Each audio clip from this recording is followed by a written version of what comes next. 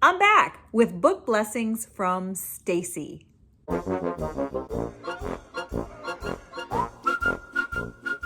don't want to hear anything in the ballpark of a spoiler, skip this chapter. God.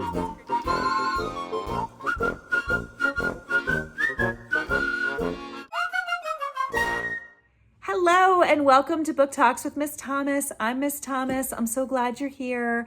I'm not going to say the rest today because I want to talk about the books that Stacy has recommended to me. If you're not familiar with Stacy, she has a fantastic channel. She also has chickens. So sometimes when you're listening to Stacy's videos, you might hear the rooster in the background or the chickens, and it's just a lot of fun. And sometimes Stacy talks about crafts that she's doing. She's done some sewing. She made some cases for her Kindle with scrapbook paper. It was really creative. And in addition, she talks about great books. So today I want to tell you about some books that Stacy has recommended. Now, the first one she recommended had a really cute picture of a cat, and I got online immediately because I just thought the cover of the book alone is worth the cost. And I saw another book cover, same author, same book series, and I like this cover more. So I don't even remember the one she recommended, but I'm gonna eventually go through the whole series. But this one. Is that not just the cutest little cat? A little cat in a hard hat. You've heard of Cat in the Hat? Well, now we have Cat in the Hard Hat. So isn't that cute? What do you think, Truffy? You liked a cat? I don't know. Maybe. She's not impressed. Truffles is not looking for a new cat friend. Anyway, these are Amish Mysteries. This is number 5. It's called An Instant Confection, and it's number 5 in the series. I bought large print. I'm an old lady, and I'm not ashamed of it. So I thought, well, for the same price, I'll get the large print. And this is an Amish series. So this girl, her name is Jane, and she lives in a house with 2 elderly women who are just a hoot. I mean, these wild, crazy women in their 80s, and they have a pet goat named Billy. I'm not kidding. Yep, I said it. She has a pet billy goat named Billy, and he is an attack goat, a guard goat. You've heard of a guard dog? Well, she's got a guard goat, and you have to feed him hay or straw as you're coming in so he doesn't attack you. So you're walking across the yard, with your hands full of food for the goat, hoping the goat doesn't come after you. And then once you get in the house, you are greeted by Mr. Crumbles, her cat. Isn't he just so cute? And Mr. Crumbles discovers there's like a hole in the floor, and he goes in, and they go after Mr. Crumbles, and they discover a murder. So it's just a fun mystery where Mr. Crumbles and the goat have a key part in the story. So if you love cozy mysteries with animals, and Jane also has she's not Amish, but her sister is Amish. And so she visits with her Amish sister, and some other Amish characters are in the book. And she has a boyfriend who is a police detective. So very sweet, fun, fluffy, cozy mystery with an adorable cat. Oh, so cute. He's so cute. Okay, so I recommend this. If nothing else, I would just put it up to look at because I think that's a cute picture. Doesn't it remind you, Bob the Builder, can he fix it? It's been a long time, but I just love it. Okay, thank you, Stacy, for telling me about the cute, cute cats. Another one that Stacy recommended. I really like this one a lot. I like this one so much. As soon as I finished it, I started texting people and saying, you have to read this book so I can talk about it. I want to have a book discussion. And I actually texted my pastor and said, I would like to tell the church about this book and have a book club discussion about this book. And I haven't heard back. Now, my husband and my son are thinking, they're saying to me, Well, why? Why would the church sponsor a discussion of a fiction book? You know, you're supposed to talk about the Bible at church. I think this book has tremendous merit for Christian women to get together and discuss. Even though it's biblical fiction, there are some issues that really convicted me that had a lot to do with, you know, judging other people and legalism. There were some things in the book that I think were so relevant today. They really resonated with me. And I think women in a church should get together and discuss it. And also, what a great outreach if other people wanted to come to the discussion. So stay tuned. I don't know if I'll be able to convince my church to do that. If nothing else, I'm going to have some women over to my house to discuss this book that Stacy recommended. And that would be, drum roll, A Light on the Hill by, I never say it right, Connilyn Cossette. I think it's Connilyn Cossette. I love this book. As soon as Stacy recommended this book, and it's been maybe a year, I saw her recommendation and I immediately bought the book because I completely trust Stacy's taste. And I don't know why I held on to it for so long. I finally got around to reading it this week and I couldn't put it down. It was so good.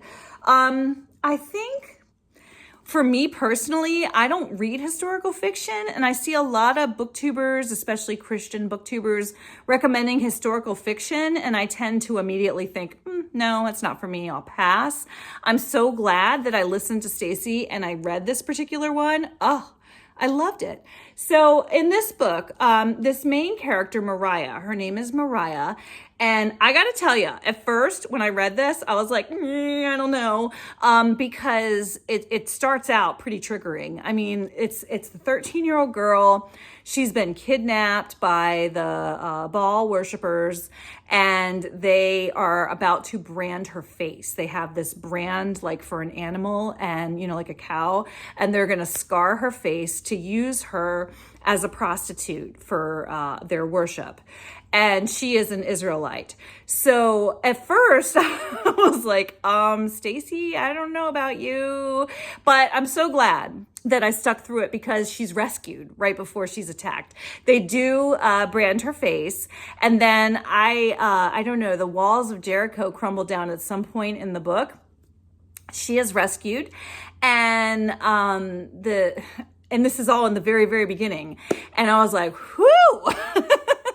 And then the book is, there's no trigger warnings. There's nothing really, there's no violence graphically depicted. But this poor 13-year-old girl is returned to her family with this scar on her face. And so you can tell from the cover, she has spent her childhood wearing something to cover her face because she's so embarrassed. And there are some really vicious rumors about her and about things that, you know, were done to her while she was kidnapped. But it's not true. They scarred her face and then she was rescued. So she was never defiled by a man. And the book makes a real point of that.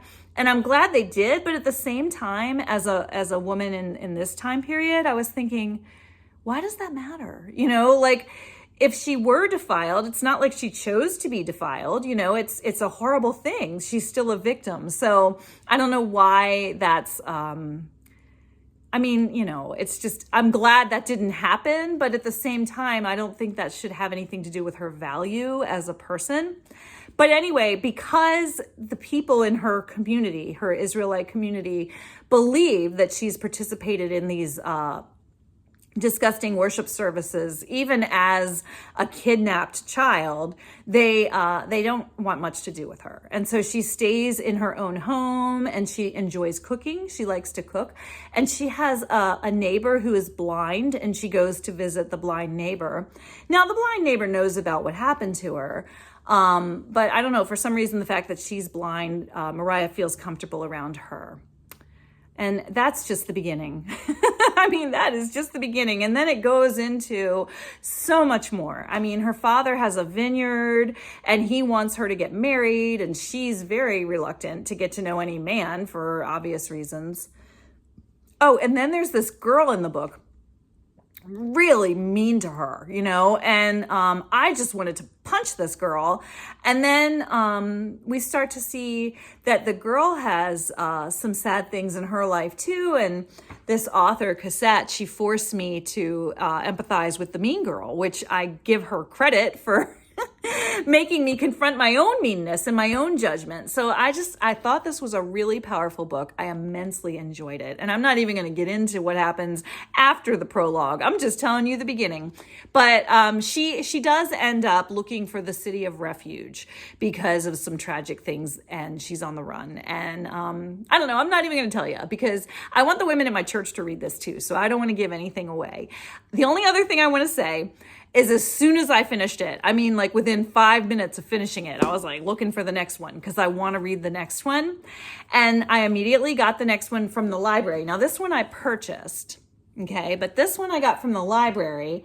And I'm a little annoyed because the characters are not the same. I mean, one of the characters in this book is mentioned on the back, but I'm like, where's Mariah? I don't see Mariah on here, and I want to read about Mariah. I have really gotten attached to this character. So I don't know. I guess she'll make a cameo in this book. I don't know anything about this, but this is book 2 in the series, and I'm reading it like today, probably, well, maybe tomorrow. But yeah, I definitely recommend probably anything by, I can't say her name, but I recommend her, Connilyn Cossette. Highly recommend this. Thank you, thank you, thank you, Stacy. I'm going to push that on everybody at my church too. I think it'll be fun. And if we have a book club, oh, by the way, this one had recipes in the back, and I was like, why would you want, and I guess if you're going to have a book club, you should have, you know, food from the book. So if I have a book discussion of this one, I'm thinking grapes and grape juice because the father has, you know, a vineyard.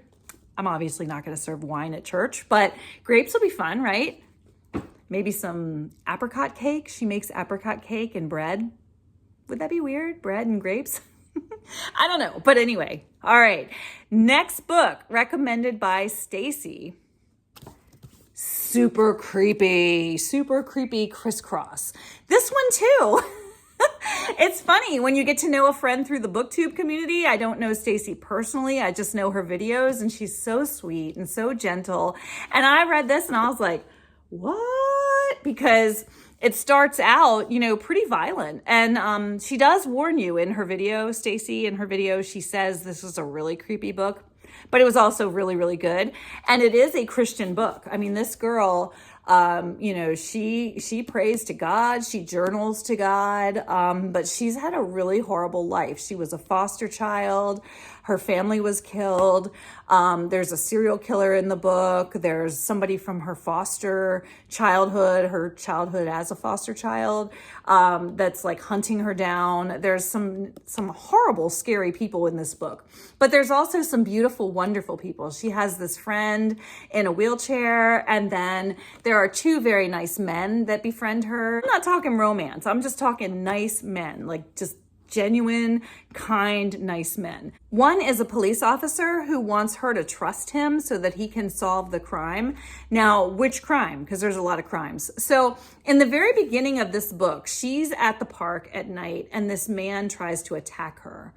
And she is rescued by another man who murders the man that tried to attack her. Come to find out, the man that murdered the would-be attacker wants to be her attacker. So it's super duper uber creepy, but it was good. And again, as soon as I finished, I mean like 5 minutes of finishing, got online and bought the sequel. Haven't read it yet, but I know I will, and I know I will like it. So thank you, Stacy, for freaking me out. But I do thank you. Okay, and then the last one from Stacy, well, there's 2. There's on my TBR from Stacy. I haven't read them. Maybe I will do more book blessings from Stacy later. I'm not sure, but she recommended a book called Lessons from the Upper Room, and it's about Jesus and the things that happened in the upper room before he was crucified, or after he was crucified. I'm not sure, but I want to read this because especially this summer, because I'm a teacher, so I'll have some time over the summer. So I think this will be my Bible study for the summer. And when I got on Amazon and looked for it, I found that it comes with a DVD. And the DVD, check that out, $1.99 for the DVD, because it's used maybe. But I thought, well, for $2, I'll give it a try. And as I read the book, I'll look at the DVD. And then the other one on my TBR from Stacy, she's got me convinced, is a book, or maybe a book series called Boo. And that's a series, I think, about a guy who writes horror stuff and then becomes convicted as a Christian that maybe he doesn't want to write that anymore and the town doesn't appreciate it. I think. I haven't read it. I haven't ordered it yet, but I have that on my wish list. That's definitely something that I am interested in.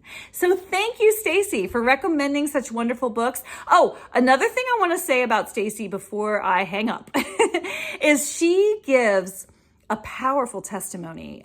Stacy talks about some really personal things in one of her videos about her childhood. And as someone who had a less than perfect childhood, I'm just going to say it, I had some violence and some ugliness in my childhood. I was really moved by that and really empowered by that. And I really appreciated her transparency in that video. And it really blessed me as well. So I just love Stacy, and I wanted to do a whole video thanking the wonderful, super Stacy.